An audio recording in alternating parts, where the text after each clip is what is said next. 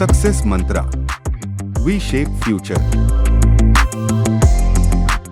Hi everyone, my name is Abhay Singh and I welcome you all in today's this video session of this monthly magazine of Pravahini. So in this video lecture we will cover the current affairs of July 2024, and we have taken one of the few of the most important topics for the month of July 2024. So we'll discuss each and every topic one by one. First of all, we'll see what are the important things that we are going to cover in this edition of Pravahini. So there are in total there are 25 topics that we will cover in this particular topic.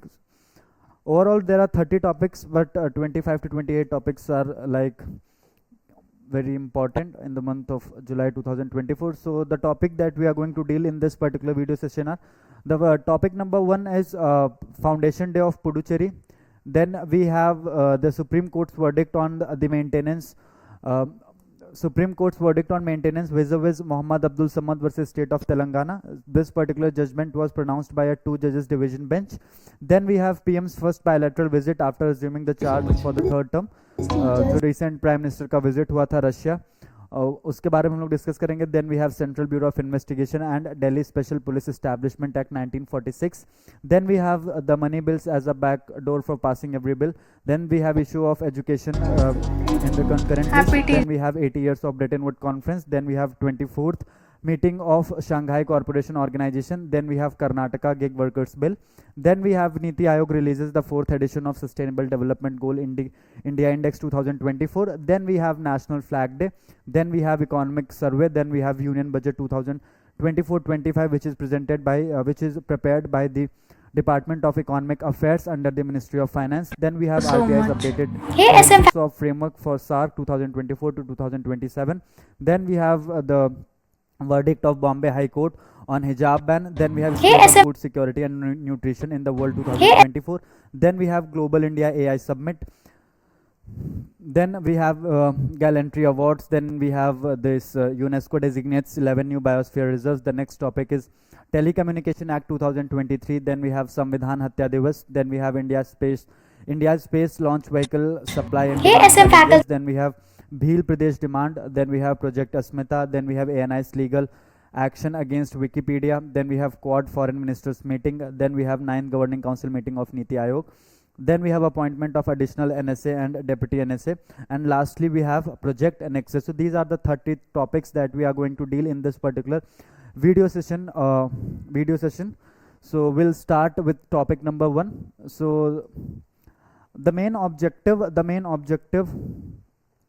behind having this particular poetry is again just very to happy give a teacher fair and fair idea about the current events of July 2024. So we won't be covering this each and every news in detail, otherwise this particular video will take 10 to 12 hours to complete the entire video. So we will see the background of each and every news, and also why that particular news is important for us to that particular news is important for us. So we'll start with the first news headline, and the first news headline is Foundation Day of Puducherry. Foundation Day of Puducherry. Now, every year July 1st is celebrated as Puducherry's Foundation Day. This commemorates the enactment of the Government of Union Territories Act 1963, which established legislative assemblies and councils of ministers in Puducherry. So first of all, we have to understand that Puducherry is a union territory.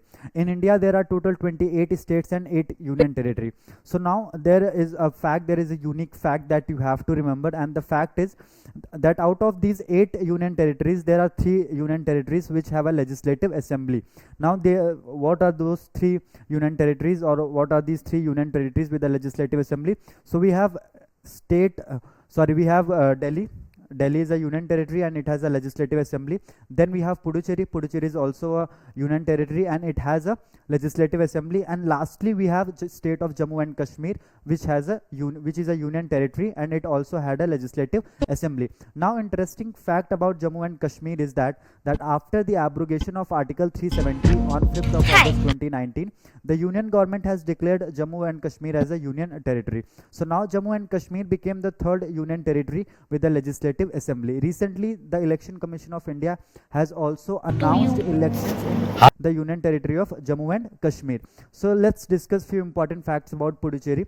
So the present Union Territory of Puducherry was established in 1962, and the most important aspect or the most important part of this particular news headline is that Puducherry was formed by merging four former French colonies in India: Puducherry, Karaikal, Mahe and Yanam. So these were the four provinces which were merged to create the Union Territory of Puducherry. Now next important fact about Puducherry is that as per Article 214 there shall be a High Court. Now there shall be a High Court in every state. So the important fact about this particular news item is that the High Court of Madras has the jurisdiction over the Union Territory of Puducherry. तो आप लोग ये याद रखिएगा कि मद्रास का जो high court है उसका जुरिस्डिक्शन किस पे है? पुडुचेरी के ऊपर. और पुडुचेरी जो यूनियन टेरिटरी है इसको 4 कॉलोनीज थी, फ्रेंच कॉलोनीज थी, जिनको मर्ज करके बनाया गया था. 4 कॉलोनीज थी कौन कौन सी? Puducherry, Karaikal, Mahe and Yanam. Puducherry and Karaikal are surrounded by the state of Tamil Nadu. Mahe is geographically surrounded by the state of Kerala. So these are the additional facts that that are important. You can read these facts. Then we'll see what is the historical background. So in historical background, the important point is that, yes, this is important point. Modern Puducherry was established in 1673. Modern Puducherry was established in 1673 when the French East India Company obtained permission from the local ruler under the Sultan of Bijapur. So you have to keep this in mind that the modern state of Puducherry was established in 1673 when the French East India Company obtained the permission from the Sultan of Bijapur. So this is the first important news. Now captured briefly by the Dutch in 1693, it was returned to French control by the Treaty of Ryswick in 1699. So आप लोगों को next important fact जो याद रखना है, Dutch ने, जो Dutch लोग होते हैं उन्होंने 1693 में बेसिकली क्या किया था, जो पुडुचेरी है इसको अक्वायर किया था एक बहुत ही ब्रीफ पीरियड के लिए. फिर 1699 में जो पुडुचेरी टेरिटरी थी ये वापस कर दी गई थी, फ्रेंच या फ्रांस को वापस कर दी गई थी by the virtue of treaty of Ryswick. So इसके अलावा अब हम और इंपॉर्टेंट पॉइंट्स को देखेंगे जो इस पर्टिकुलर न्यूज आइटम में हमारे लिए इंपॉर्टेंट पॉइंट है. So post-independence, what happened post-independence? Following India's independence on November 1, 1954, Puducherry became a UT after the French transferred their Indian possessions to India, ending 280 years of French rule. So what happened that on November 1, 1954, Puducherry became a UT. And how Puducherry became a UT? After the French government or the French rulers transferred the territory of Puducherry to India and ending their 280 years rule in Puducherry. So French government ने क्या किया, French rulers ने क्या किया, नवंबर 1, 1954 को जब पुडुचेरी एक union territory बन गया तो जो पुडुचेरी का पूरा पोजीशन था, वो उसका जो पूरा कंट्रोल था वो इंडियन गवर्नमेंट को ट्रांसफर कर दिया. And with this transfer the French government और the French rule of 280 years comes to an end. Puducherry officially became an integral part of India after the French Parliament ratified the treaty with India in 1963. So the Puducherry got the status of union territory completely in 1963 when French Parliament ratified the treaty. Now moving on. So these are the things that we have to cover, and when we talk about Indian Constitution, then you have to remember part 1, Article 1 to 4 of Indian Constitution deals with India and its states and its union territory. So आप लोग याद रखिएगा part 1 of Indian Constitution, Article 1 to 4 deals with union and its territory. Now moving on. So these are the various issues that will arise, after the creation of states. These are the 8 UTs that currently we have in India: Andaman and Nicobar Islands, then we have Chandigarh, then we have Dadra, Nagar and Haveli, then we have Lakshadweep, Delhi, Puducherry, Ladakh, Jammu and Kashmir. These are the 8 union territories. Then we have constitutional provisions related to union territories. So Article 1 of the Indian Constitution defines India and its union territories. So this was the first important thing that we have to cover. Now moving on. and with after every passage there are 5 questions that you have to cover. After each and every article there are 5 questions that you have to cover, and with the completion of these with the completion of these questions, you will feel that your topic is complete. You will get the sense of satisfaction that you have to complete the questions as well. Now moving on to the second important topic for the day. So the second topic with us is that's the Supreme Court's verdict on maintenance vis-a-vis Muhammad Abdul Samad versus State of Telangana. So this is topic number 2 that we are going to cover. So recently the Supreme Court of India, the Supreme Court of India has announced one very important judgment. The judgment was announced by a 2 judges division bench. 2 judges की division bench ने judgment pronounce किया. Bench में कौन कौन था? Justice BV Nagaratna, then we have Justice BV Nagaratna, and we have Justice Augustine George Massey. So these are the 2 judges जो part थे इस बेंच का. 2 जजेस की डिवीजन बेंच ने जजमेंट डिलीवर किया. जजेस कौन कौन से थे? तो जजेस और justice Augustine George Masih and justice BV Nagarathna, ये 2 जजेस थे. जजमेंट किस चीज से रिलेटेड था? तो judgement was related to section 125 of criminal procedure code which basically talks about maintenance से रिलेटेड ये जजमेंट था. So now the thing which becomes very important for us to understand is that, you know, when we talk about personal laws, then there are various personal laws in India which exist, and basically Muslims, when we talk about Muslims or the Muslim community as a whole, then there is a specific legislation in India, and the name of that specific legislation is Muslim Women Protection of Rights on Divorce Act 1986. Now this specific legislation in India regulates or controls the matters or issues related with the divorce of Muslim women.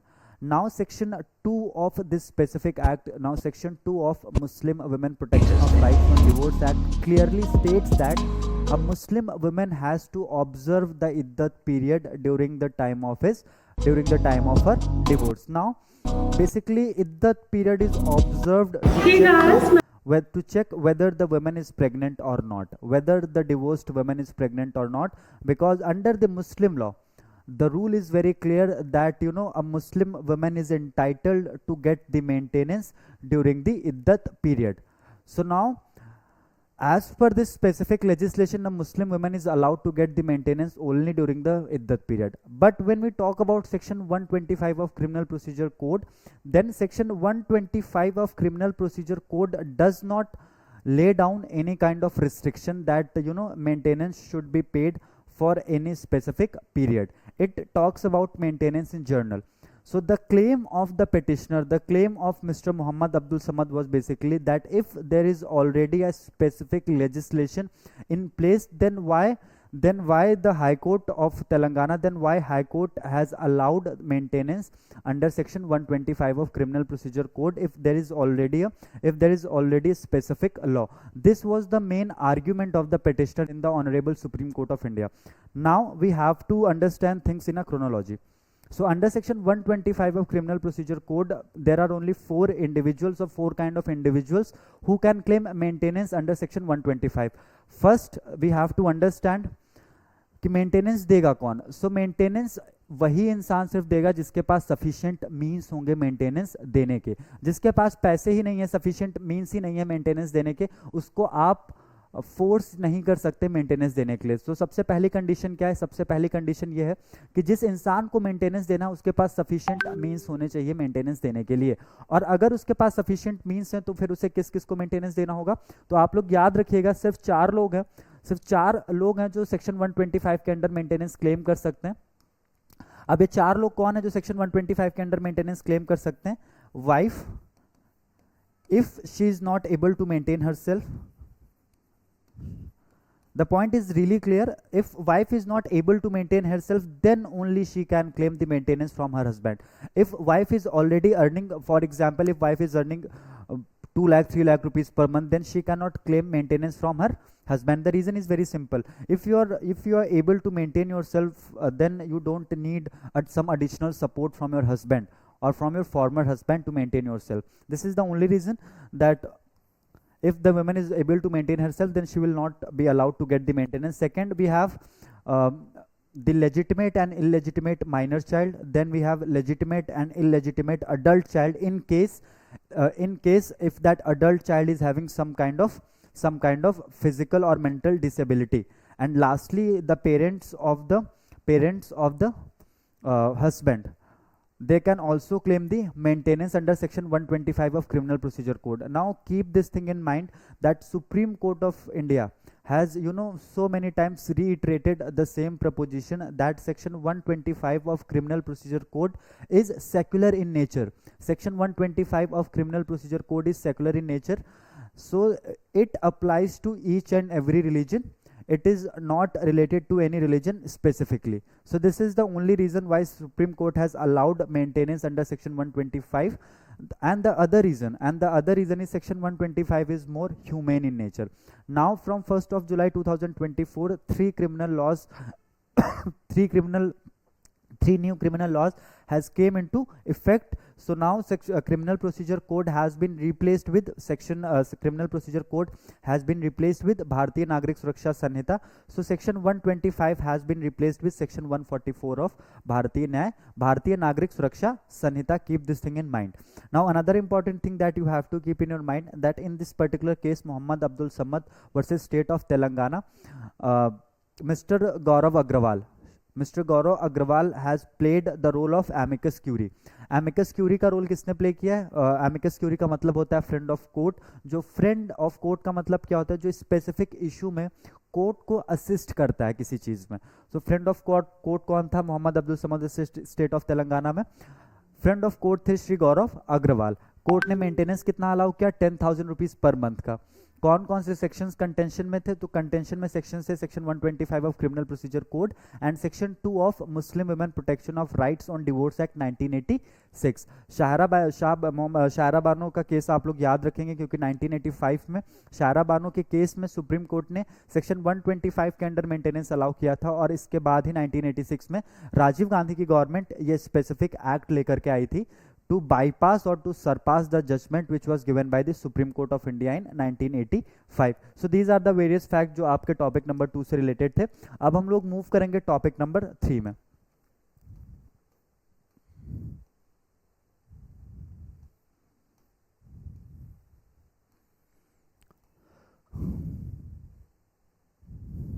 So now topic number 3 is basically related to Prime Minister's first bilateral visit assuming charge for the third term. So basically recently Prime Minister of India Mr. Narendra Modi assumed the charges for the third straight term. Prime Minister of India Mr. Narendra Modi took oath on the 9th of June 2024 and he assumes the charges for the third straight term. Now there are two questions which are very important for you guys to understand. Please keep both these questions in your mind. Now the question number 1 is, what was the first international visit of Prime Minister Narendra Modi after assuming the charge for the third straight term? And the second important question would be, what was Prime Minister Narendra Modi's first international bilateral visit after assuming the charge for the third straight term? So for the question number 1, the correct option would be Italy. Prime minister Narendra Modi जब 9th of June 2024 को charge assume करते हैं India के prime minister के रूप में for the third straight term, तो इनका पहला इंटरनेशनल विजिट था इटली, जो G7 सबमिट हुआ था. ये इनका पहला इंटरनेशनल विजिट था. और अगर आपसे पूछा जाए कि पहला बायलैटरल विजिट कौन सा था, तो रशिया इनका पहला बायलैटरल विजिट था. अब ये विजिट जो रशिया का विजिट था, ये हमारे लिए बहुत इंपॉर्टेंट हो जाता है. And the reason is very simple and what is that reason? Because of the ongoing conflict between Russia and Ukraine, and because of this particular conflict or because of this particular issue, this particular visit becomes very important. So we have to understand a few more things about this particular visit. The first important thing about this particular visit was that the Prime Minister of India Mr. Narendra Modi was awarded with the highest civilian award of Russia. Russia को जो highest civilian award है वो भी दिया गया था prime minister Narendra Modi को. Award का नाम है order of the Saint Andrew the apostle. ये अवार्ड दिया गया है प्राइम मिनिस्टर नरेंद्र मोदी को। अब जो ये order of the Saint Andrew the apostle award है, ये रशिया का हाईएस्ट सिविलियन अवार्ड है और ये 2024 में ये दूसरी बार है। This is the second time जब प्राइम मिनिस्टर नरेंद्र मोदी को किसी कंट्री का हाईएस्ट सिविलियन अवार्ड दिया गया है। मार्च 2024 में जब प्राइम मिनिस्टर का विजिट भूटान था, तो भूटान का जो हाईएस्ट सिविलियन अवार्ड है ऑर्डर ऑफ द ड्रूक गायल्पो, वो दिया गया था नरेंद्र मोदी को। और अभी इनका जो ये विजिट 2024 में हुआ है, इस टाइम पे इनको ये अवार्ड दिया गया है रशिया की तरफ से, order of the Saint Andrews the apostle. Award को स्टैब्लिश किया गया था 1698 में by Peter czar the Great. और अवार्ड को रिवोक कब किया गया? अवार्ड को रिवोक कब किया गया? 1990, रीइंस्टेट किया गया 1998 में। तो अब आप लोगों के सामने दो इन्फॉर्मेशन है कि 1698 में अवार्ड को स्टैब्लिश किया गया और 1998 में अवार्ड को वापस से रीइंस्टेट किया गया। तो अब इसमें एक लूप क्या फंस रहा है? लूप एक फंस रहा है कि अवार्ड को एक्चुअली में रिवोक कब किया गया या सस्पेंड कब किया गया। तो आप लोग याद रखिए, वर्ल्ड वॉर 1 के टाइम पे 1917 में जब वर्ल्ड वॉर 1 चल रहा था, तो 1917 में रशियन गवर्नमेंट ने एक ब्रीफ मोमेंट के लिए order of the Saint Andrew award को सस्पेंड कर दिया था। तो 1698 में अवार्ड को स्टैब्लिश किया गया, 1917 में अवार्ड को सस्पेंड किया गया और 1998 में अवार्ड को वापस से रीइंस्टेट किया गया। ये एक इंपॉर्टेंट फैक्ट, कुछ इंपॉर्टेंट फैक्ट्स हैं जो आप याद रखेंगे। सेकंड इंपॉर्टेंट फैक्ट आप और याद रखेंगे, इंडिया और रशिया मिल करके एक मिसाइल डेवलप करते हैं या एक मिसाइल मैन्युफैक्चर करते हैं। उस मिसाइल का नाम है ब्रह्मोस मिसाइल। और रिसेंटली ये मिसाइल किसको बेचा है इंडिया ने? फिलीपींस को। वापस अगर हम इस विजिट पे आए, तो इस विजिट में अगर हम कुछ और इंपॉर्टेंट फैक्ट्स को देखना चाहें, तो कुछ और फैक्ट्स हमारे लिए इंपॉर्टेंट हैं। उन इंपॉर्टेंट फैक्ट्स को भी हम एक बार देख लेते हैं।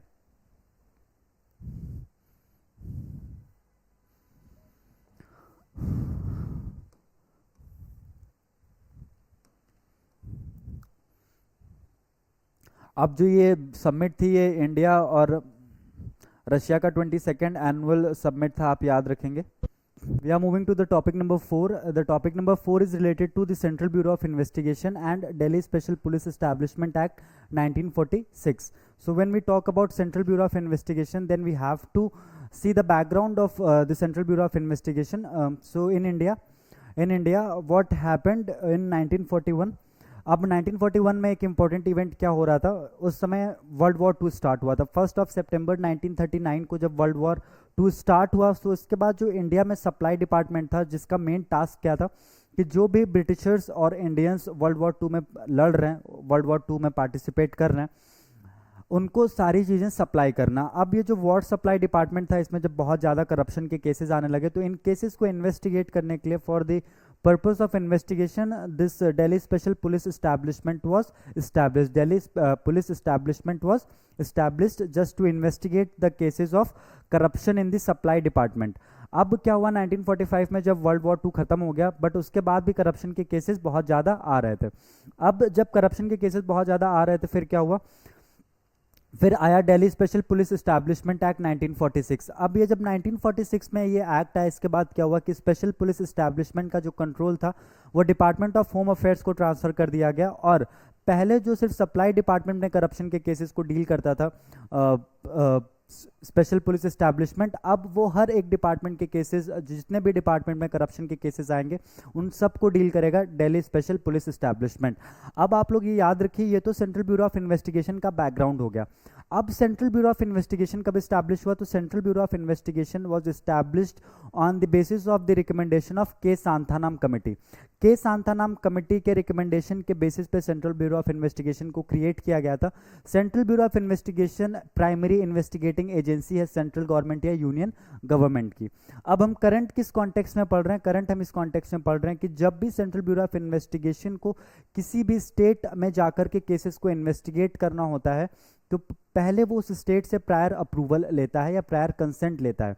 अब इसी सारी चीज़ों से रिलेटेड था एक जनरल कंसेंट का कॉन्सेप्ट। अब जनरल कंसेंट का कॉन्सेप्ट क्या होता है कि बहुत सारे स्टेट्स ऐसे हैं जिन्होंने एक जनरल कंसेंट दे रखा है कि अगर सेंट्रल ब्यूरो ऑफ इन्वेस्टिगेशन उनके स्टेट में आकर के इन्वेस्टिगेट करना चाहते हैं तो वो कर सकते हैं। अब ये जो जनरल कंसेंट है, इस जनरल कंसेंट से विड्रॉ कर लिया था वेस्ट बंगाल गवर्नमेंट ने 16 नवंबर 2018 को।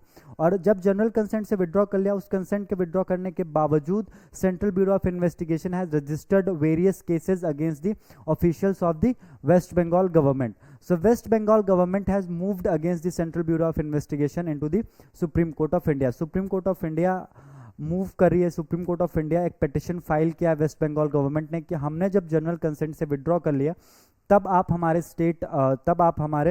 स्टेट में ऑफिशियल्स के अगेंस्ट कंप्लेंट या केसेस कैसे इन्वेस्टिगेट कर सकते हैं, जबकि लॉ ये कहता है कि एक प्रायर अप्रूवल आपको स्टेट से लेना होगा. ठीक है, दिस इज द लॉ.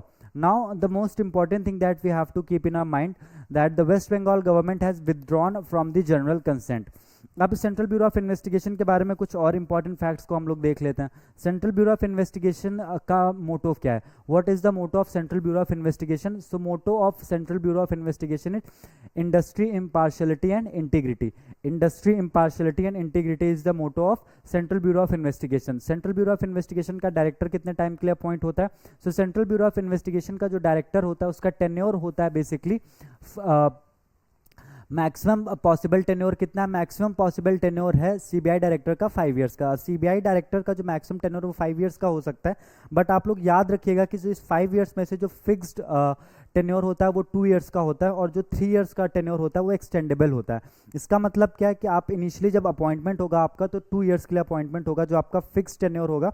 फिर आपकी परफॉर्मेंस के बेसिस पे आपको 3 इयर्स का एक्सटेंशन मिल सकता है. बस इंपॉर्टेंट कैच ये है, इसमें याद रखिएगा कि जो आपको एक्सटेंशन मिलेगा वो एक बार में सिर्फ 1 साल का ही एक्सटेंशन मिलेगा. सो मैक्सिमम आपको 3 एक्सटेंशंस मिल सकते हैं. 3 एक्सटेंशन से ज़्यादा किसी को भी ग्रांट नहीं किए जाएंगे. So this is related to the central bureau of investigation. यही चीज़ें थी जो सेंट्रल ब्यूरो ऑफ इन्वेस्टिगेशन से रिलेटेड इंपॉर्टेंट चीज़ें थी. अब हम नेक्स्ट टॉपिक पे मूव करेंगे.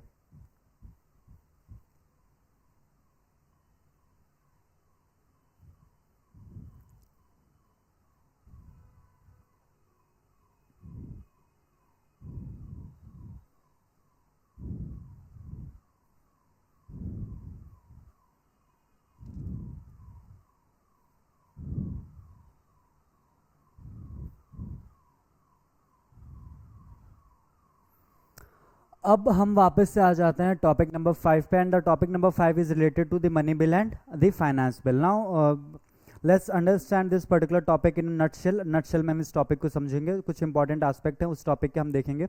Now under this particular topic we have to see few important provisions of the Indian Constitution. Now the important provisions of the Indian Constitution are Article 110 subclause 1 Article 110 clause 1 subclause A to G, because Article 110 clause A to G subclause A to G defines the term money bill. ये money bill की definition बताता है article 110. Article 117 tells you the definition of finance bill. कुछ और important fact जो आप अपने दिमाग में रखेंगे वो इंपॉर्टेंट फैक्ट्स क्या हैं? ये डायग्राम आपको याद रखना है दिमाग में अपना. all money bills are finance bill, but all finance bill are not money bill. ये चीज़ आप लोग याद रखेंगे. मनी बिल का डेफिनेशन आर्टिकल 110 में दिया है, आप लोग ये याद रखेंगे. फाइनेंस बिल का डेफिनेशन आर्टिकल 117 में दिया, आप लोग ये याद रखेंगे. अभी करंट किस कॉन्टेक्स्ट में हम लोग डिस्कस कर रहे हैं? सो मनी बिल के साथ में कुछ इंपॉर्टेंट मनी बिल के फीचर्स होते हैं. मनी बिल के इंपॉर्टेंट फीचर्स क्या क्या होते हैं? सबसे पहला इंपॉर्टेंट फीचर ये होता है मनी बिल का, that a money bill can only be introduce in the lower house of the parliament, that is Lok Sabha. There is no or you can say that the money bill can only be introduced in the Lok Sabha. Rajya Sabha is absolutely toothless और powerless when it comes to money bill. Money bill से related राज्य सभा के पास कोई power नहीं होता है.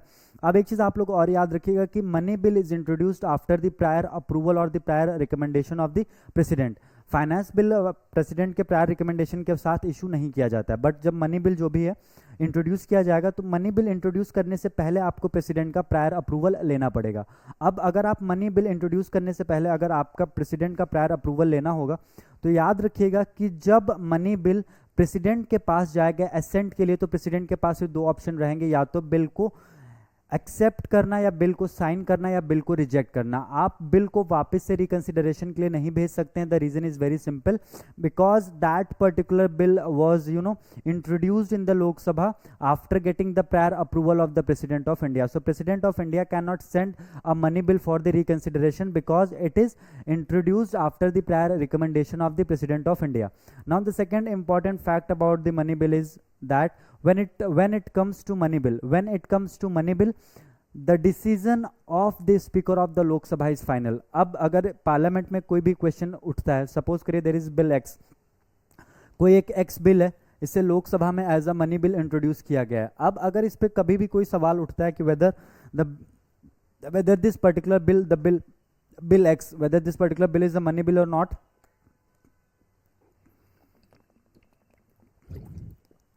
आप लोग याद रखिएगा कि जो भी ऐसे पर्टिकुलर सिचुएशन में जो भी लोकसभा स्पीकर का से होगा वो फाइनल होगा when it comes to money bill. अब मनी बिल और फाइनेंस बिल के बारे में थोड़ा सा हम और डिस्कस करते हैं। 2014 में भारतीय जनता पार्टी की पहली बार गवर्नमेंट पावर में ये लोग आते हैं। 10 साल के ब्रेक के बाद यूपीए 1 और यूपीए 2 के बाद Bharatiya Janata party came to power in 2014। उस टाइम पे इनके पास सिर्फ लोकसभा में मेजॉरिटी थी, राज्यसभा में इनके पास मेजॉरिटी नहीं थी। सो अब इन पे ऐसे एलिगेशंस लग रहे हैं कि इन्होंने बहुत सारे बिल्स को as a money bill introduce करवाया। अब मनी बिल की तरह इंट्रोड्यूस क्यों करवाया, क्या कुछ फायदे हैं मनी बिल की तरह इंट्रोड्यूस करवाने से? यस, बिल्कुल। फायदे क्या है कि जब आप किसी भी बिल को मनी बिल की तरह इंट्रोड्यूस करते हैं तो राज्यसभा बिल्कुल पावरलेस हो जाता है। जैसे कि टेक वन एग्जाम्पल, राज्यसभा के पास में कोई भी अथॉरिटी नहीं होती है उस पर्टिकुलर बिल में किसी भी तरीके का अमेंडमेंट करने की। अब एक चीज़ आप याद रखिएगा, जो फाइनेंस बिल होते हैं उनका दोनों ही हाउसेस से पास होना जरूरी होता है, बट मनी बिल का सिर्फ और सिर्फ लोकसभा से पास होना जरूरी होता है, राज्यसभा से पास होना जरूरी नहीं होता है। सो अब एक चीज़ आप लोग और याद रखिएगा कि मान लीजिए लोकसभा में जब बिल प्रेजेंट किया गया और उसके 14 डेज के अंदर, within the 14 days after the introduction of the bill, within the 14 days Rajya Sabha has to pass the bill. Lok Sabha से जब बिल पास होकर राज्यसभा के पास जाएगा तो राज्यसभा के पास 14 डेज का टाइम रहेगा उस बिल को वापस से अप्रूव करने के लिए। और अगर राज्यसभा 14 डेज के अंदर अप्रूव नहीं कर रहा है तो ये ऑटोमेटिकली अज्यूम कर लिया जाएगा कि बिल को पास कर दिया गया है। अब एक दूसरी चीज और याद रखेंगे कि जो राज्यसभा की रिकमेंडेशंस होती हैं when it comes to money bill, those recommendations are non binding in nature. Those recommendations are non binding in nature. उन रिकमेंडेशंस का कोई भी इफेक्ट नहीं होता है। ये सारी चीजें थी मनी बिल और फाइनेंस बिल को लेकर के। अभी किस कॉन्टेक्स्ट में हम लोग डिस्कस कर रहे हैं? So recently the member of parliament, honourable member of parliament mister Jairam Ramesh ने एक पिटिशन फाइल किया सुप्रीम कोर्ट में कि पार्लियामेंट ने बेसिकली बैकडोर अपना करके, क्योंकि इनके पास राज्यसभा में मेजॉरिटी नहीं थी, इनके पास लोकसभा में मेजॉरिटी थी, तो इन्होंने बहुत सारे बिल्स को मनी बिल की तरह इंट्रोड्यूस करके उन्हें पास करवाया है। ये चीज़ अनकॉन्स्टिट्यूशनल है, या कह लीजिए इन्होंने कॉन्स्टिट्यूशनल लूप होल्स का यूज़ करके बहुत सारे बिल्स को पास करवाया। अब एक चीज़ याद रखिएगा, एक बहुत इंपॉर्टेंट फैक्ट है जो इस पर्टिकुलर केस में आपको याद रखना है। In 2019, there was a case in the Supreme Court, Honorable Supreme Court of India, and the name of the case was Roger Matthew versus South Indian Bank Limited. Now, in this particular case, this particular case was, was given or was allotted to a 5 judges constitution bench. Initially ये 5 जजेस की constitution bench के पास ये case था, but जब इस particular case में money bill और फाइनेंस बिल से रिलेटेड क्वेश्चन आया तो रंजन गोगोई जो इस 5 जजेस बेंच को लीड कर रहे थे, उन्होंने क्या किया कि उन्होंने इस पर्टिकुलर क्वेश्चन को कि whether this particular bill is a money bill और नॉट, इस पर्टिकुलर क्वेश्चन का आंसर करने के लिए उन्होंने क्या किया, एक 7 जजेस बेंच को ये पर्टिकुलर इशू ट्रांसफर कर दिया। अब वो 7 जजेस बेंच डिसाइड करेगी कि मनी बिल और फाइनेंस बिल वाला इशू। तो आप लोग याद रखेंगे, Roger Matthew versus south Indian bank limited 2019 already supreme court में एक केस चल रहा है जिसमें सुप्रीम कोर्ट ऑफ इंडिया ने एक 7 जजेस की कॉन्स्टिट्यूशन बेंच फॉर्म कर रखी है, जिस बेंच का प्राइमरी टास्क क्या है, मनी बिल और फाइनेंस बिल के बीच का डिफरेंस बताना और कौन कौन से बिल्स ऐसे होंगे जिन्हें हम मनी बिल कह सकते हैं। ठीक है, so this was basically money bill and finance bill, and this was the all the issue जो आपको पढ़ना है। अगर आपको इस पर्टिकुलर टॉपिक में और डिटेल में चीज़ें जाननी है तो आप लोग फिर इस पर्टिकुलर टॉपिक को आप डिटेल में मैगजीन से पढ़ सकते हैं, बट इसका जो बैकग्राउंड था या ओवरऑल जो चीज़ें थी वो मैंने आपको बता दी हैं।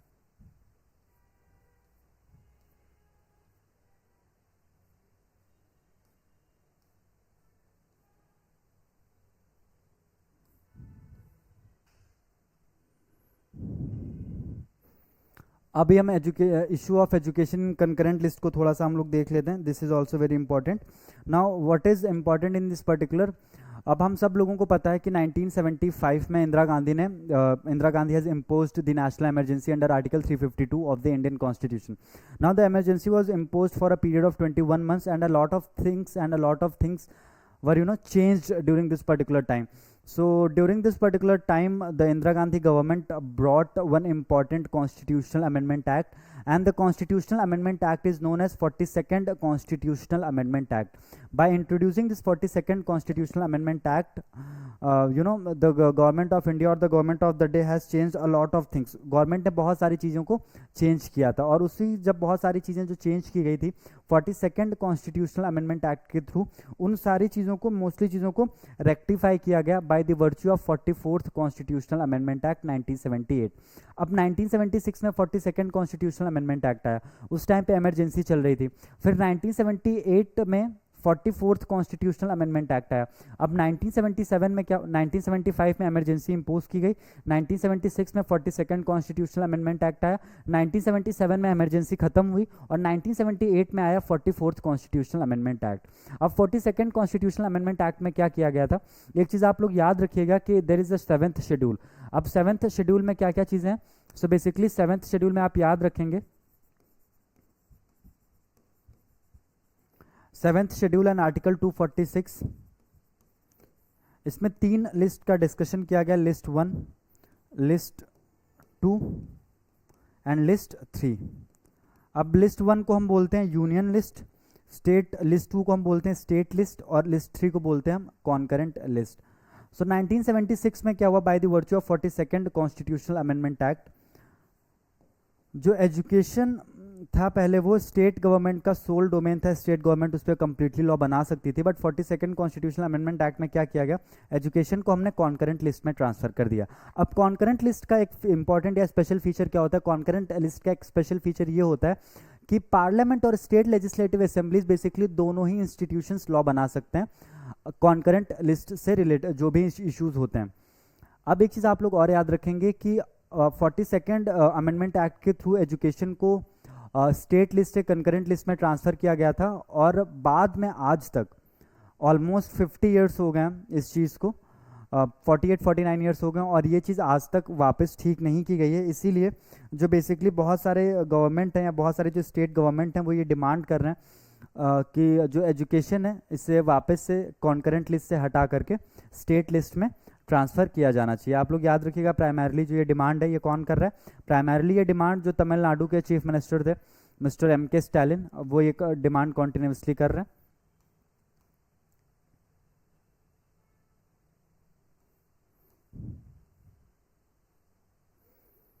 फिर हम अब आ जाते हैं ब्रेटन वुड कॉन्फ्रेंस पे. 80 years of Brayton would conference, a brief history.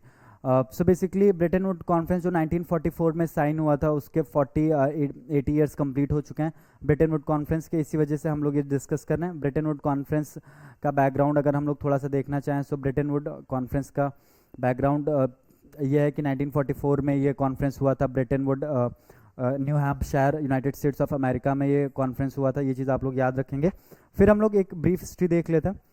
The Bretton Woods Conference, officially the United Nations Monetary and Financial Conference, involved 730 delegates from 44 allied nations and took place at the Mount Washington Hotel in Bretton Woods, New Hampshire, United States of America. So 1944 में Bretton Woods Conference हुई थी. 730 delegates ने participate किया था. जुलाई 1 से लेकर के जुलाई 22 के बीच में कॉन्फ्रेंस हुई थी. यूनाइटेड स्टेट्स ऑफ अमेरिका का एक सिटी है ब्रेटन वुड, वहीं पे. ठीक है, तो ये कुछ चीज़ें हैं जिनको आपको देखना है इस पर्टिकुलर टॉपिक में. ये पूरा बैकग्राउंड दिया गया है, ये इसके बारे में आपको देखना है, और फिर इसका मेन ऑब्जेक्टिव क्या है उसको आपको देखना है थोड़ा सा.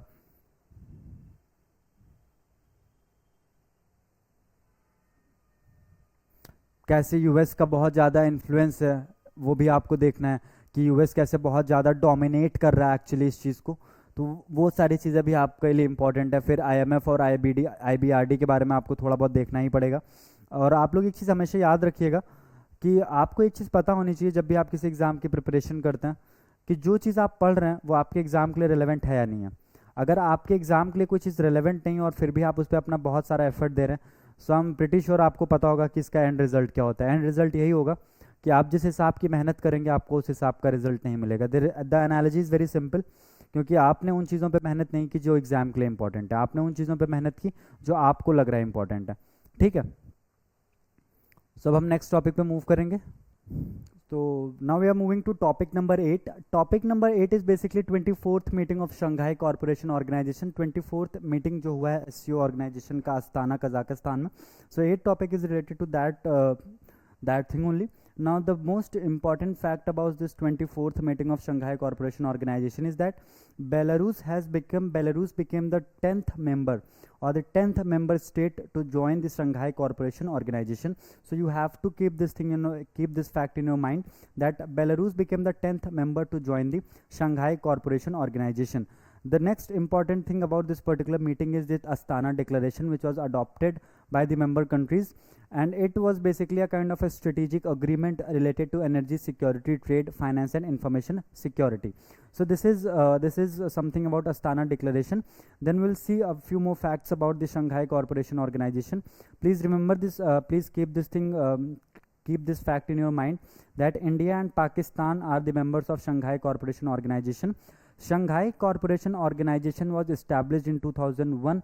Initially there were 6 members. Initially 6 members थे: Kazakhstan, China, Kyrgyzstan, Russia, Uzbekistan and Tajikistan. Also the Shanghai 5 was the forerunner of Shanghai Cooperation Organization. Now what do we understand by forerunner? So forerunner का मतलब होता है कि Shanghai Cooperation Organization के आने से पहले it was Shanghai 5 जो exist कर रहा था। 2001 में Shanghai Cooperation Organization का establishment हुआ. So that is the only reason why we are saying that Shanghai 5 is the forerunner of Shanghai Cooperation Organization. First meeting हुआ था जो शंघाई कॉरपोरेशन ऑर्गेनाइजेशन का, वो हुआ था शंघाई चाइना में 2001 में. ठीक है, 2017 में इंडिया और पाकिस्तान ने ऑफिशियली ज्वाइन किया था शंघाई कॉरपोरेशन ऑर्गेनाइजेशन को. ये फैक्ट भी हमारे लिए इंपॉर्टेंट है. As of now China, India, Kazakhstan, Kyrgyzstan, Russia, Pakistan, Tajikistan, Iran, Uzbekistan अभी मेंबर्स हैं. ऑब्जर्वर स्टेट्स कौन कौन से हैं? ऑब्जर्वर स्टेट्स हैं अफगानिस्तान और मंगोलिया. पहले बेलारूस भी ऑब्जर्वर स्टेट था, बट बेलारूस ने 2024 में ज्वाइन कर लिया शंघाई कॉरपोरेशन ऑर्गेनाइजेशन को और 10th मेंबर बन गया शंघाई कॉरपोरेशन ऑर्गेनाइजेशन का Belarus.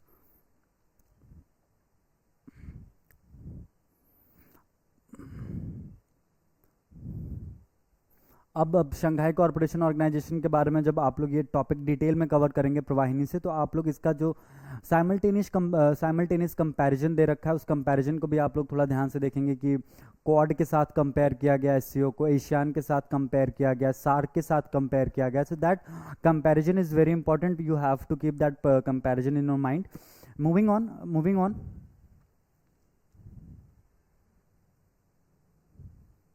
Now the next important topic is related to Karnataka gig workers bill. gig workers से related है.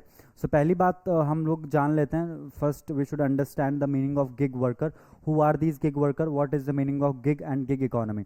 So basically gig का मतलब क्या होता है? freelance. So basically जो आप freelance work करते हैं वो आपका क्या होता है? gig वर्क होता है. वो बेसिकली फ्रीलांस वर्क में एक सबसे अच्छी चीज़ क्या होती है कि जो आपके नंबर ऑफ वर्किंग आवर्स होते हैं वो डिसाइडेड नहीं होते हैं. You can join the organisation with your convenience and you can leave the organization with your convenience. Take one fine example to understand this concept of gig worker.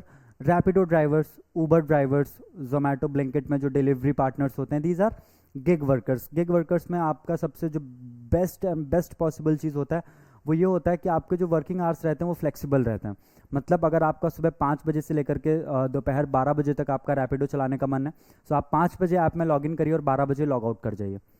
अब अगर आपका जो एक नॉर्मल एम्प्लॉय होगा उसके वर्किंग आवर्स फिक्स होते हैं कि उसको सुबह 9 बजे ऑफिस जाना है, 5 बजे उसको ऑफिस से छुट्टी मिलेगी. नंबर ऑफ डेज फिक्स्ड है, number of working hours fixed है और बहुत सारे एक्स्ट्रा बेनिफिट्स अवेलेबल होते हैं एक फुल टाइम एम्प्लॉय को. सो इन्हीं सारी चीज़ों से रिलेटेड अभी गिग वर्कर्स का जो इकोनॉमी है या गिग वर्कर्स का जो इकोनॉमी में कॉन्ट्रीब्यूशन है, with every passing day the contribution will bound to increase. Contribution day by day ये बढ़ता ही जाएगा. इसी चीज़ को ध्यान में रखते हुए अभी राजस्थान ने लास्ट ईयर 2023 में गिग वर्कर्स को लेकर के बिल पास किया था. 2024 में कर्नाटका लेजिस्लेटिव असेंबली ने भी सिमिलर बिल प्रपोज किया है. ठीक है, अब गिग वर्कर्स को लेकर के सबसे एक इंपॉर्टेंट चीज़ जो आपको याद रखनी है कि जो gig worker, who are these gig workers, अगर आप इसका डेफिनेशन देखने जाएंगे तो आपको इसका एग्जैक्ट डेफिनेशन कहीं पे भी नहीं मिलेगा। The reason is very simple, the reason is very simple and the simple reason is कि इसका कोई डेफिनेशन है ही नहीं, इसीलिए आपको इसका डेफिनेशन मिलेगा ही नहीं। बट इंडिया में एक ऐसा स्पेसिफिक लेजिस्लेशन है जो इस पर्टिकुलर टर्म को डिफाइन करता है गिग वर्कर्स को, और वो जो बेसिकली आपका कोड है या जो आपका लेजिस्लेशन है उसका नाम क्या है, social security code SSC 2020। Now SSC 2020 defines social security code 2020 defines the gig worker. So basically आपको याद क्या रखना है कि social security code is the only code or only legislation in India which actually defines the social these gig workers. अब एक चीज़ आप लोग और याद रखिएगा, जो एक फुल टाइम एम्प्लॉय होता है इसको एम्प्लॉयमेंट कौन देता है, एम्प्लॉयर। बट जो ये गिग वर्कर्स होते हैं इनको एम्प्लॉयमेंट कौन देता है, इनको एम्प्लॉयमेंट देता है एग्रीगेटर। अब एग्रीगेटर क्या होते हैं, ये एग्रीगेटर होते हैं प्लेटफॉर्म। टेक वन एग्जाम्पल, आपको जोमेटो से बहरोज से बिरयानी ऑर्डर करना है, तो आप एग्जैक्टली जोमेटो को सिर्फ एज अ प्लेटफॉर्म यूज़ कर रहे हैं बहरोज से बिरयानी ऑर्डर करने के लिए। दूसरा एग्जाम्पल, टेक वन एग्जाम्पल, आज मैं सुबह सुबह रैपिडो में जो कैब का ऑप्शन रहता है, मैं रैपिडो की कैब से आया। अब देखिए मुझे किसी एक पर्टिकुलर सर्विस की नीड थी, और वो जो पर्टिकुलर सर्विस की जिसकी मुझे नीड थी, इसकी सप्लाई कहाँ से आ रही थी, जो रैपिडो का ड्राइवर था। अब रैपिडो ने कैसा काम किया, यहाँ पे रैपिडो ने एज अ प्लेटफॉर्म वर्क किया, उसने जिसको सर्विस की नीड थी और जिसके पास सर्विस की सप्लाई थी, उन दोनों को कनेक्ट करने का काम करते हैं ये एग्रीगेटर्स। ठीक है, अब एक चीज़ और इम्पॉर्टेंट चीज़ जो आपको याद रखनी है गिग वर्कर से रिलेटेड, यूके सुप्रीम कोर्ट का, यूनाइटेड किंगडम सुप्रीम कोर्ट का एक इंपॉर्टेंट जजमेंट आया था। उस पर्टिकुलर जजमेंट में बेसिकली जो ऊबर ड्राइवर्स थे उन्हें बोला गया था फुल टाइम एम्प्लॉयज़। तो इसी तरीके से आपको याद रखना है इस पर्टिकुलर टॉपिक को, यूके के सुप्रीम कोर्ट की इंपॉर्टेंट रूलिंग को याद रखना है। और ये जो 2024 में कर्नाटका असेंबली ये बिल लेकर के आई है, इस पर्टिकुलर बिल में there is this important provision of the welfare board. Welfare board का एक कॉन्सेप्ट है कि जो भी ये ग्रीवांसेस होंगे, जो भी ये गिग वर्कर्स के ग्रीवांसेस होंगे, इन ग्रीवांसेस को कौन डील करेगा, वेलफेयर बोर्ड। अब इस वेलफेयर बोर्ड के मेंबर्स कौन कौन होंगे, वेलफेयर बोर्ड में मेंबर होंगे कर्नाटका के जो लेबर मिनिस्टर होंगे, 2 aggregator officials, 2 gig workers and 1 member from the civil society. So these are going to be the members of the welfare board which is constituted under the Karnataka platform based gig workers bill. ये चीज़ आप लोग को याद रखनी है। इसके अलावा जो भी आपको इंपॉर्टेंट चीज़ें लग रही हैं, जो इंपॉर्टेंट फैक्ट्स आपको इस पर्टिकुलर टॉपिक में दिख रहे हैं, उन फैक्ट्स को भी आप लोगों को दिमाग में रखना है। अब एक चीज़ आप लोग और अपने दिमाग में याद से इस चीज़ को याद रखेंगे, this is very important. As of now, as of 2024 in India there are 7.7 million gig workers, and this particular number is bound to increase.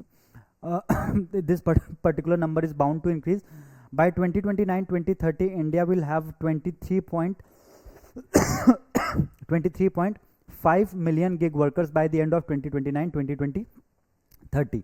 सो आपको एक फैक्ट ये भी याद रखना है। इसके बाद हम मूव करेंगे नेक्स्ट इंपॉर्टेंट टॉपिक में, and the next topic with we have is NITI Aayog releases the 4th edition of sustainable development goal India index 2024। अब एक चीज़ याद रखिएगा कि नीति आयोग ने अभी एक रिपोर्ट रिलीज किया है sustainable development goal India index 2023-24। इस रिपोर्ट में टॉप किसने किया, इस रिपोर्ट में टॉप किया उत्तराखंड और केरला ने। आप लोग ये चीज़ याद रखेंगे कि उत्तराखंड और केरला ने टॉप किया है, और इसी के साथ में इंडिया का जो सस्टेनेबल डेवलपमेंट गोल्स SDG में जो स्कोर्स था, वो स्कोर्स भी थोड़ा बहुत इंप्रूव हुआ है, और वो स्कोर इंप्रूव होकर के अब 71 हो गया। आप लोग ये भी याद रखेंगे, lowest performing state is Bihar, highest performing state is Uttarakhand and Kerala.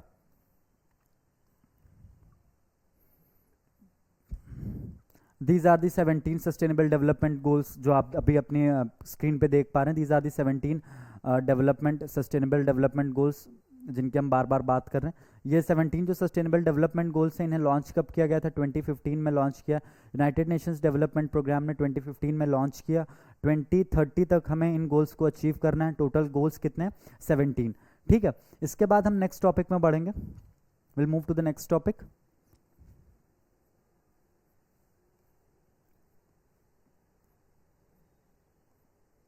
And next topic is basically related to national flag day. So national flag day हम लोग कब सेलिब्रेट करते हैं? So we celebrate national flag day on 22nd of July every year. Now the reason why we celebrate National Flag Day on July 22nd, the reason is very simple. On July 22, 1947, the Constituent Assembly met in the Constituent Hall in New Delhi at 10 o'clock, chaired by Dr. Rajendra Prasad. The assembly had convening since December 9, 1946, discussing various topics.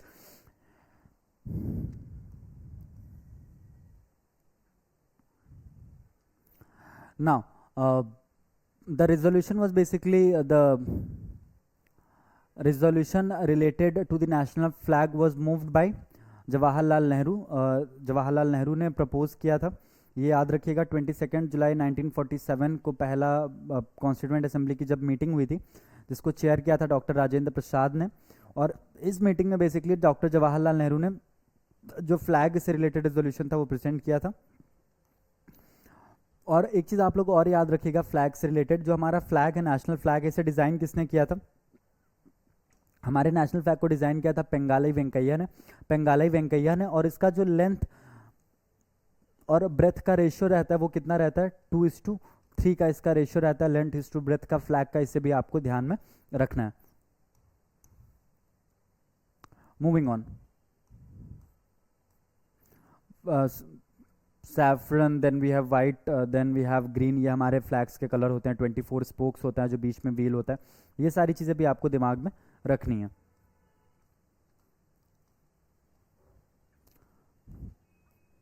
Moving on to the next important topic. Next important topic, topic number 12. Topic number 12 is basically related to economic survey of 2023-24. So basically recently the economic survey was tabled in the parliament, was presented by the union finance ministry.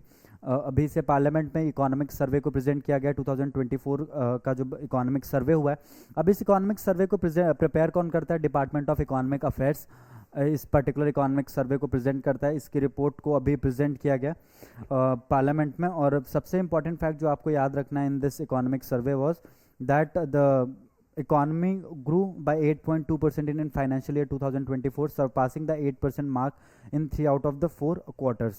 So basically 2023-24 जो financial year था, इसमें जो average growth rate रहा है वो 8.2% रहा है. इसे आप याद रखेंगे. This is important related to this economic survey. Capital market facilitated capital formation of rupees 10.9 lakh crore. So basically ये सारे इंपॉर्टेंट फैक्ट्स हैं इकोनॉमिक सर्वे से रिलेटेड जो आपको याद रखना है. फिर ये female labour force participation rate, फिर labour force participation rate, youth employment, gig economy, agriculture growth, credit and micro irrigation, Kisan credit card. These are the various important aspect of economic survey 2023-24 that you have to read. So देखिए हम बस basically उन सारी चीज़ों को deal कर रहे हैं या उन फैक्ट्स को डील कर रहे हैं जो इम्पॉर्टेंट हैं. और उसके अलावा बेसिकली हर एक टॉपिक को इंडिविजुअली डील करने का एक और ऑब्जेक्टिव ये भी है, ताकि आपको ये पता चल सके कि आपको किस पर्टिकुलर टॉपिक को किस पर्टिकुलर वे में अप्रोच करना है. ठीक है. अब हम मूव करेंगे next important topic, that is topic number 13, union budget 2024-25. 2024-25 का जो यूनियन बजट है ये प्रेजेंट किया अभी निर्मला सीतारमन ने 23 जुलाई 2024 को. आप लोग याद रखिएगा 2024 was the election year. 2024 election year था, इसलिए 2024 में 2 बार बजट प्रेजेंट किया गया. पहली बार बजट प्रेजेंट किया गया था 1 फरवरी 2024 को, which was your interim budget, and the full time budget and the full year budget was presented on 23 July 2024. This was the 7th time जब निर्मला सीतारमन ने बजट प्रेजेंट किया था. अब 3-4 नाम है जो आप लोगों को याद रखना है. 1860 में सबसे पहला बजट प्रेजेंट किया था जेम्स विल्सन ने 1860 में. देन सब्सिक्वेंटली इंडिपेंडेंट इंडिया का जो पहला बजट था वो प्रेजेंट किया था आर के शनमुखम चेट्टी ने. निर्मला सीतारमन का 7th टाइम था. और सबसे ज़्यादा बार बजट प्रेजेंट किया है मोरारजी देसाई ने. इसके बाद कुछ कॉन्स्टिट्यूशनल एस्पेक्ट हैं इस पर्टिकुलर टॉपिक के, उनके बारे में भी हम लोग थोड़ा सा डिस्कस कर लेते हैं. Now article 112 of the Indian constitution defines the term annual financial statement. Now annual financial statement is equals to budget. But Indian constitution does not specifically use the term budget. Indian constitution budget term का use नहीं करता है. Instead of using the term budget, Indian constitution uses the word annual financial statement. ठीक है, annual financial statement का use करता है Indian constitution. अब 2024-25 का जो बजट प्रेजेंट किया गया, इसमें कुछ इंपॉर्टेंट पॉलिसीज और स्कीम्स को हमें देखना है. उन स्कीम्स को भी हम एक बार देख लेते हैं. कुछ इंपॉर्टेंट स्कीम्स है. सबसे इंपॉर्टेंट स्कीम है यूथ एम्प्लॉयमेंट और स्किल डेवलपमेंट को लेकर के यूनियन गवर्नमेंट ने 2 लाख करोड़ रुपीस अलॉट किए हैं, एलोकेट किए हैं. 2024 से लेकर के 2029 के बीच में government of India will spend 2 lakh crore rupees in providing employment, upgrading the skills and providing sufficient internships to 4.1 crore Indian youth. So 2024 से 29 के बीच में Indian government will spend 2 lakh crore rupees to provide internship, employment and skill enhancing opportunities to 4.1 crore Indian youth. This was the first important scheme. Second important scheme was related to प्रधानमंत्री आवास योजना. प्रधानमंत्री Awas Yojana urban 2.0 scheme को launch किया गया. For this specific scheme government of India has allocated 10 lakh crore rupees. Government of India has allocated 10 lakh crore rupees. Union Ministry of Housing and Urban Affairs will spend this particular amount for building 1 crore new houses in the urban areas. 1 crore नए घर बनाए जाएंगे urban areas में. और इस particular scheme में central government का contribution कितना है? 23% का.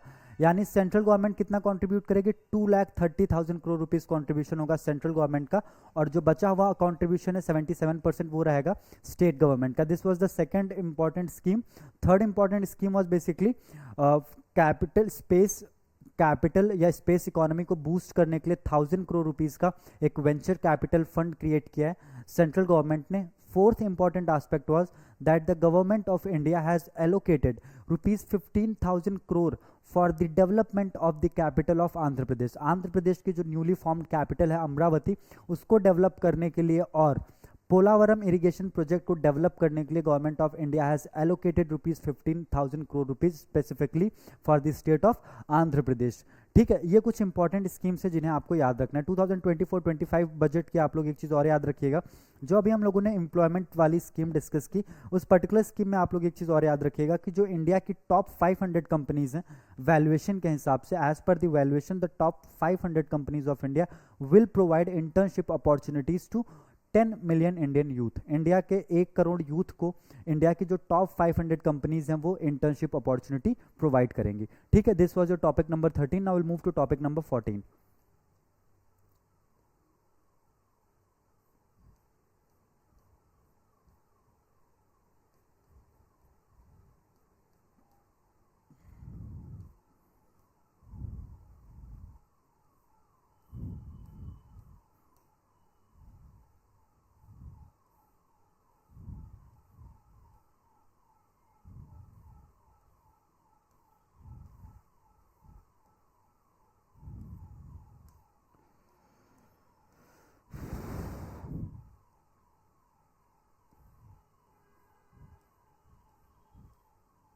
So coming on to the next topic, and next topic is basically currency swap framework for SARC.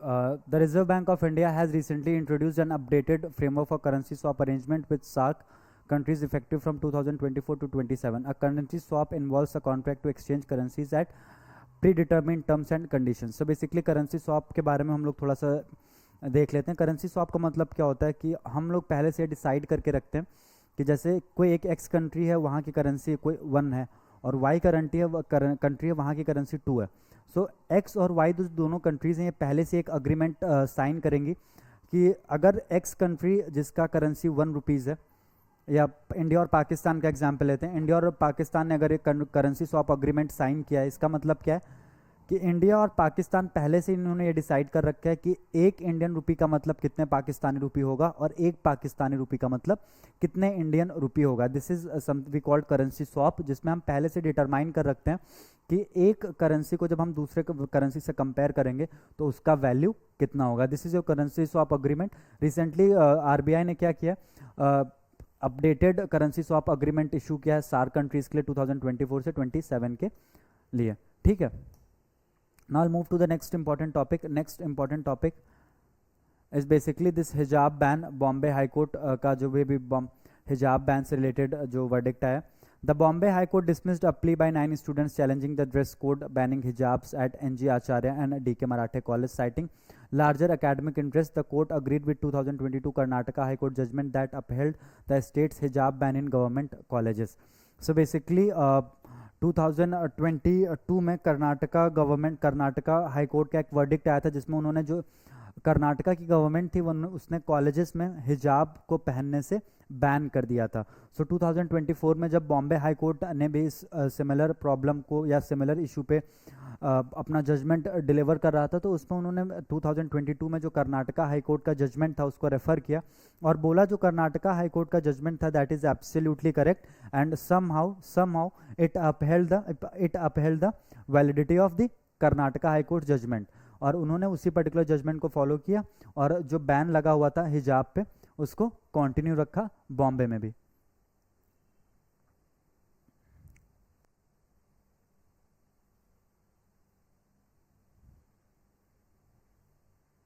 Now I'll move to topic number 16, State of Food Security and Nutrition in the World 2024, SOFI 2024 report.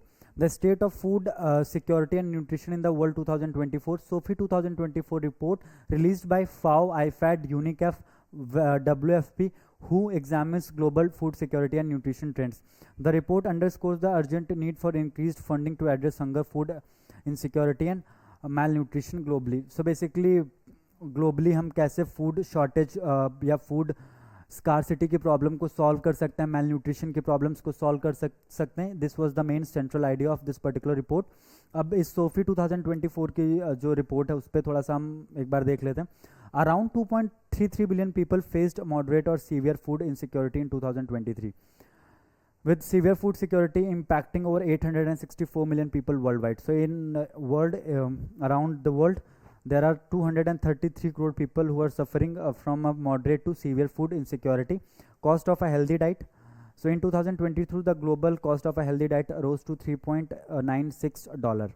So basically $3.96 average cost है जो healthy diet का, वो कितना है $3.96 पर person per day. फिर regional disparity है.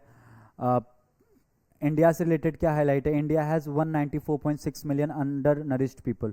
So India में 194.6 मिलियन अंडर नरिश्ड पीपल हैं.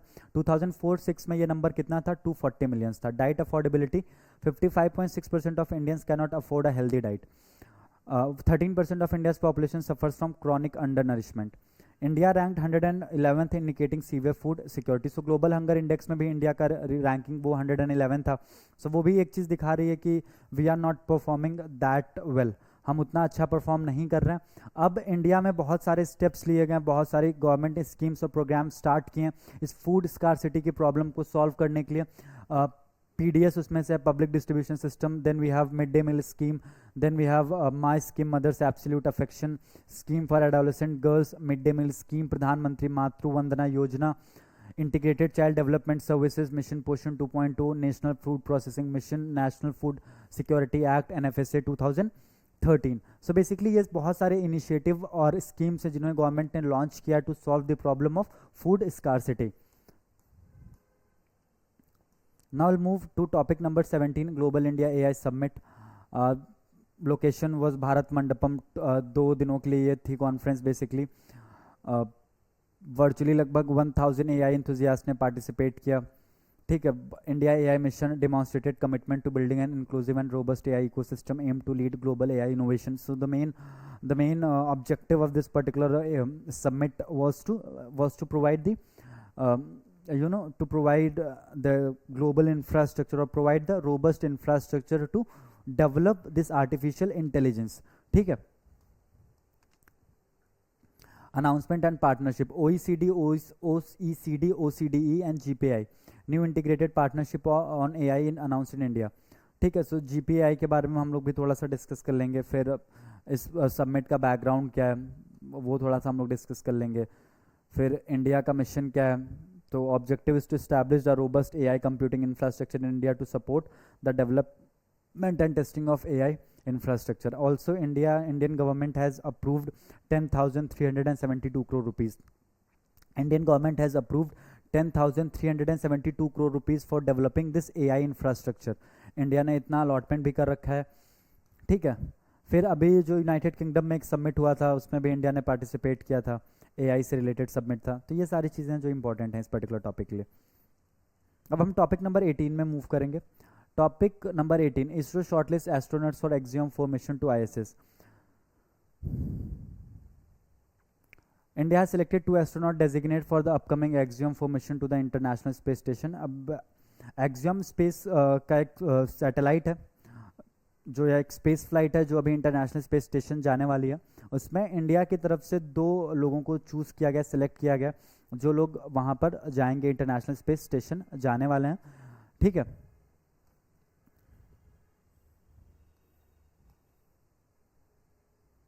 और कौन से वो 2 लोग हैं जिनको सिलेक्ट किया गया है? सब first one is group captain Shubhanshu Shukla and another one is group captain प्रशांत बालाकृष्णन नायर।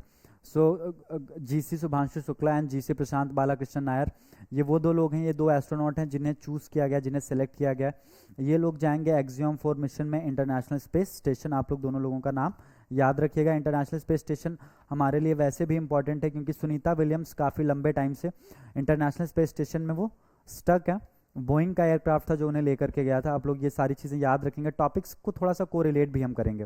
फिर गैलेंट्री अवार्ड्स को हम डिस्कस कर लेते हैं कि जो 2024 में डिफेंस गैलेंट्री अवार्ड जो दिए गए हैं, टोटल अवार्डेड कीर्ति चक्र कितने लोगों को दिया गया है? 10 कीर्ति चक्रास, उसमें से 10 में से 7 कीर्ति चक्रास जो हैं वो पोस्टमसली दिए गए हैं। फिर 26 शौर्य चक्रास दिए गए हैं, ठीक है।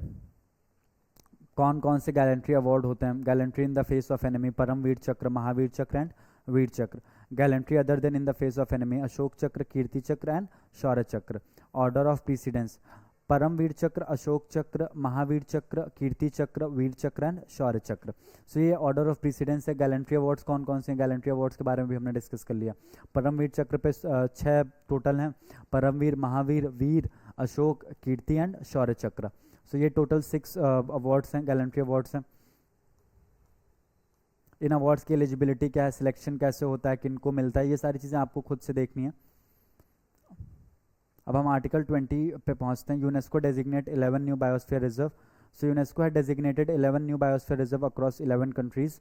The world network of biosphere reserve now includes 759 sites in 136 countries. So now the next important fact with us is that UNESCO has designated 11 new biosphere reserves in 11 countries. As of now, there are total 759 biosphere reserve in 136 countries. So ये नए biosphere reserve कहाँ कहाँ पे हैं? Belgium, Colombia, Dominic Republic, Gambia, Italy and Slovenia, Mongolia, Philippines, Republic of Korea, Spain. So जो ये 11 new sites add की गई हैं, इसमें से 2 हैं आपकी स्पेन में और 2 हैं इटली में। ये आप याद रखिएगा। टोटल 759 साइट्स हो गई हैं 136 कंट्रीज में। Telecommunication act, the Union Government issued a gazetted notification on July 4, 2024 to enforce specific sections of the Telecommunication Act 2023 starting July 5, 2024. Now, recently the Government of India has notified that few of the sections of the Telecommunication Act 2023 will be enforced immediately with immediate effect. Now, what was the objective or the main purpose of this Telecommunication Act? So the main purpose of this Telecommunication Act 2023 was to amend and consolidate laws related to telecommunication services and networks, address spectrum assignment and related matters, repeal older laws such as the Indian Telegraph Act 1885, Indian Wireless Telegraph Act 1933, and the guiding principle. So guiding principles आप याद रखेंगे. What are the guiding principles of this Telecommunication Act 2023? So the guiding principles were समावेश, सुरक्षा, वृद्धि and त्वरित. Inclusion, security, growth and responsiveness are these are the 4 guiding principles of the Telecommunication Act 2023. Telecom Regulator Authority of India, Telecom Regulatory Authority of India, TRAI is the chief regulator of telecom sector in India. याद रखिएगा, TRAI is the chief telecom regulator in India. टेलीफॉर्म याद रखिएगा please आप लोग.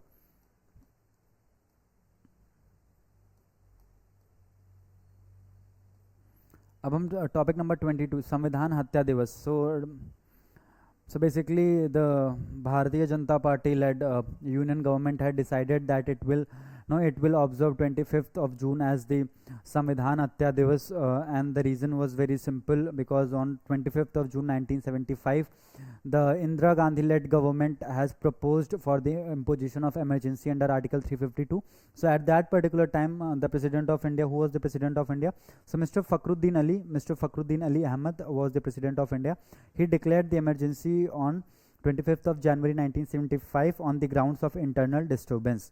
So that is the only reason that why the union government has declared 25th of June as the Samvidhan Hatya Divas, because the Indira Gandhi led government has imposed national emergency under Article 352. Please keep this thing in mind that this particular emergency, which was declared in 1975, was declared on the grounds of was declared under Article 352. It was a kind of national emergency. Grounds क्या थे? Internal disturbance. ठीक है, 21 months के लिए ये emergency थी, ये भी याद रखिएगा. Emergency तीन टाइप की होती है. There are three types of emergencies: national emergency, then we have state emergency, which is also known as president rule, then we have financial emergency. National emergency अभी तक इंडिया में टोटल 3 बार impose की गई है, और state emergency that is president rule बहुत बार लग चुका है, और फाइनेंशियल इमरजेंसी अंडर आर्टिकल 360 एक बार भी नहीं लगी है. ठीक है, आप लोग याद रखेंगे इमरजेंसी के बारे में कुछ इंपॉर्टेंट पॉइंट्स. ये फैक्चुअल इन्फॉर्मेशन है, आप इसे याद रख सकते हैं. Emergency, so under article 352 it is national emergency, under article 356 it is state emergency or president rule, and under article 360 it is financial emergency.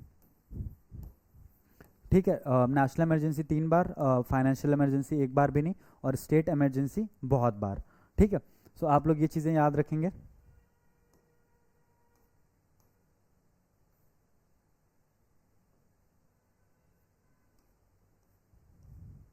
Now the next topic is related to India's space launch vehicle supply and demand challenge. So the chairman of the Indian Space Research Organization recently highlighted that ISRO's launch vehicle capacity exceeds the current demand by 3 times. This statement has led experts to debate the challenges confronting India's space launch industry, which seems to be facing difficulties in generating enough demand for its services. So basically, this particular topic, we are discussing this particular topic for only one reason, and the reason is very simple, that we do the demand for Indian launch system is not so great. India के पास जो launch vehicles हैं, PSLV, GSLV, इन सब rockets की जो demand है वो बहुत ज़्यादा मार्केट में नहीं है. इसी पर्टिकुलर रीज़न की वजह से हम लोग इसे डिस्कस कर रहे हैं. इसे आप थोड़ा डिटेल में देख सकते हैं. इस पर्टिकुलर टॉपिक में आपके लिए हर एक चीज़ इंपॉर्टेंट है, इसीलिए मैं इस पर्टिकुलर टॉपिक को बहुत ज़्यादा डिमांड में कवर अभी नहीं कर रहा हूँ. अभी राजस्थान में एक सेपरेट स्टेट की डिमांड हो रही है, Bhil Pradesh. Bhil tribe member gathered at Mangarh Dham in Rajasthan, where MP Rajkumar Raut reiterated the demand for an independent Bhil state. A delegation plans to meet national leaders with this proposal. So basically Rajasthan में एक Bhil community है, वो लोग अपना एक सेपरेट स्टेट डिमांड कर रहे हैं. ठीक है, ये चीज़ आप लोग याद रखिएगा. ठीक है, भील कम्युनिटी है राजस्थान में, ये लोग हैं और ये लोग एक सेपरेट स्टेट की डिमांड अभी कर रहे हैं. ठीक है, अभी ये भील कम्युनिटी का अगर हम ओरिजिन देखें, फिर वो 1913 मानगढ़ मैस्कर, वो सब आप लोग को एक बार देखना ही पड़ेगा. मेरे बताने से काम नहीं चलेगा, कुछ चीज़ें आपको खुद से भी देखनी पड़ेंगी. कल्चरल असर्शन, और ये लोग बेसिकली क्यों डिमांड कर रहे हैं एक सेपरेट स्टेट की, ये रीजन भी आपके लिए जानना बहुत जरूरी. Because they do believe, they strongly believe, they have a different culture, they have a different attitude, they have a different life style. So they need a separate state to adjust all those things. So this is the only reason that why they are demanding the separate state. अब जब कोई भी एक organisation या कोई भी एक institute अगर सेपरेट स्टेट की डिमांड कर रहा है, तो उसके लिए आपको फिर से आर्टिकल 1, 2, 3, 4 देखना होगा एक बार. फिर प्रोजेक्ट अस्मिता, जो मिनिस्ट्री ऑफ एजुकेशन और UGC ने मिलकर के लॉन्च किया 16 जुलाई को, project Asmita, augmenting study materials in Indian languages through translation and academic writing. So ठीक है, आप लोग याद रखिएगा, प्रोजेक्ट अस्मिता में हम जितना भी अकेडमिक लिटरेचर अवेलेबल है उसको डिफरेंट लैंग्वेजेस में, इंडियन लैंग्वेजेस में हम ट्रांसलेट करेंगे.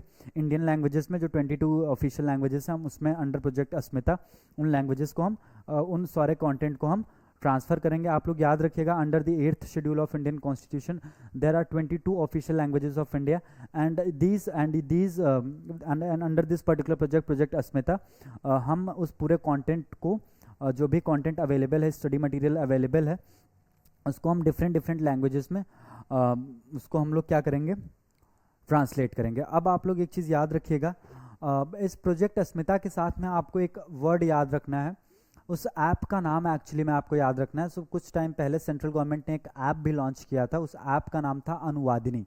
अनुवादिनी का इंग्लिश में मतलब क्या होता है, अनुवादिनी या अनुवाद का इंग्लिश में मतलब होता है ट्रांसलेट। सो अनुवादिनी ऐप का बेसिक ऑब्जेक्टिव क्या था कि government of India will use Anuvadini app to translate the academic content. तो इसी के कॉन्टेक्स्ट में आप लोग याद रखेंगे कि अनुवादिनी ऐप भी था और उस ऐप का बेसिक टास्क क्या था, इस सारे ही एकेडमिक कंटेंट को 22 ऑफिशियल लैंग्वेजेस में ट्रांसलेट करना। ठीक है। Now the next topic is ANI's legal action against Wikipedia. ANI has filed a lawsuit against Wikipedia in the Delhi High Court.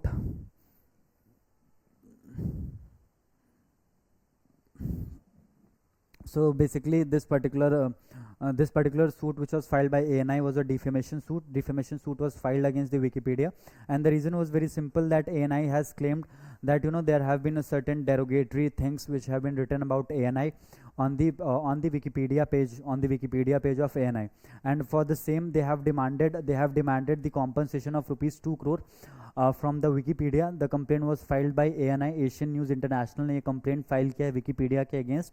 2 crore रुपए के डैमेजेस भी इन लोगों ने क्लेम किए हैं। और मेन रीज़न क्या है कि जो विकीपीडिया का पेज था, विकीपीडिया पे जो ANI का पेज था, उस पर करेक्ट इन्फॉर्मेशन या कुछ डिफेमेटरी स्टेटमेंट दिए गए हुए थे।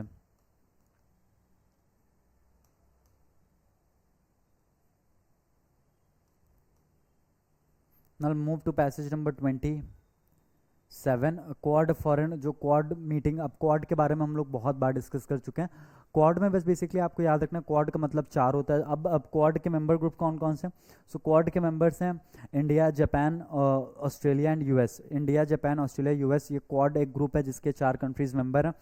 ठीक है। इसी की अभी फॉरेन मिनिस्टर्स की, जो क्वाड कंट्रीज़ के फॉरेन मिनिस्टर्स हैं, इंडिया, ऑस्ट्रेलिया, जापान और यूनाइटेड स्टेट्स ऑफ अमेरिका के, इन चारों कंट्रीज़ के फॉरेन मिनिस्टर्स की मीटिंग हुई है कहाँ पे?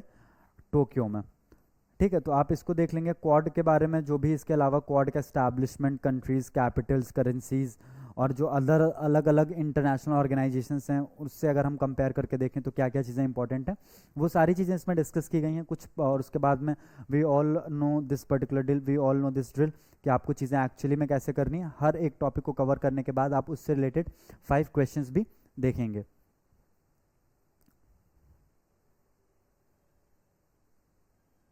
नाइन्थ गवर्निंग काउंसिल मीटिंग, अभी नीति आयोग का जो गवर्निंग काउंसिल मीटिंग हुआ था, 9th मीटिंग था, और इस मीटिंग का थीम क्या था? विकसित भारत एट 2047। और इस मीटिंग में कितने लीडर्स या लोगों ने पार्टिसिपेट किया था? सो 20 स्टेट्स और 6 UTs ने पार्टिसिपेट किया था। मेन थीम क्या था? थीम था विकसित भारत एट 2047। चेयरपर्सन कौन है? नीति आयोग का chairperson prime minister Narendra Modi. और ये मीटिंग हुई कहाँ पे थी? राष्ट्रपति भवन कल्चरल सेंटर में ये मीटिंग हुई थी। ठीक है। Vision was the vision of Viksit Bharat at 2047, study economic growth. Study economic growth is needed and the only reason is that by 2047 India had decided that it will become a developed nation, right. So move to passage number 29।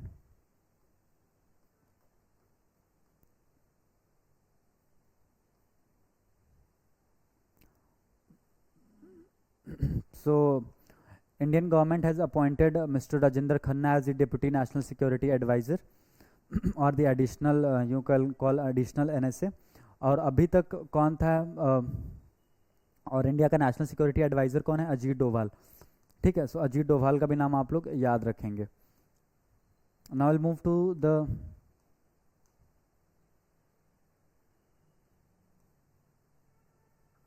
Project Nexus. The Reserve Bank of India has joined Project Nexus, a multilateral initiative aimed at enabling instant cross-border retail payments by interlinking domestic fast payment system. So basically RBI ने भी project nexus join किया. It is a multilateral initiative aimed at enabling instant cross border retail payment. So instant cross border जो retail payment होता है, जो cross border payment होता है, instant cross border payments होता है, उसको लेकर के ये प्रोजेक्ट नेक्सस था. रिजर्व बैंक ऑफ इंडिया ने भी ज्वाइन किया. Nexus aims to standardize the connection between various IPS networks to facilitate instant cross border payment. अब नेक्सस प्रोजेक्ट नेक्सस का मेन ऑब्जेक्टिव क्या था? Instant cross border payment provide करना. ठीक है. सो ये प्रोजेक्ट नेक्सस से रिलेटेड चीज़ें थी जो आपके लिए इंपॉर्टेंट थी. रिजर्व बैंक ऑफ इंडिया ने इस प्रोग्राम को लॉन्च किया. So guys, with this we have completed this particular analysis session of this Pravahini.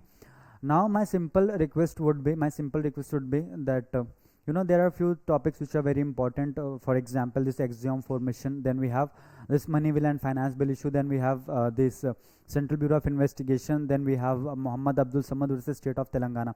So these are the various topics which are very important for you. So we have like covered each and every topic, not in detail, but actually the main objective of this particular session was to give you the brief idea. अब आपको brief idea मिल चुका है, आपको important topics के बारे में पता चल चुका है, तो अब आप लोग फटाफट स्टार्ट कर दीजिए. इन सारी चीज़ों को कवर करना है. एग्ज़ाम में आपके ज़्यादा टाइम नहीं बचा है. एग्ज़ाम में बस आपके कुछ 88 to 89 डेज़ बचे हैं. तो अब आप लोग अपनी प्रिपरेशन को बहुत थॉरो तरीके से करिए. स्टडी मटेरियल को रिवाइज करना स्टार्ट करिए. नए कंटेंट को बहुत स्मार्टली पढ़िए. इंपॉर्टेंट चीज़ों पे ज़्यादा ध्यान दीजिए. सो इन सारी चीज़ों के साथ मैं आज का जो ये आपका सेशन है, वीडियो सेशन है, इसको यहीं पे रैप अप करना चाहूँगा. And I hope you guys have like this particular video session. और अगर आपका कोई भी सवाल होता है तो आप उसे कमेंट सेक्शन में पंच इन कर सकते हैं. And till then, bye bye, take care, शुभ रात्रि.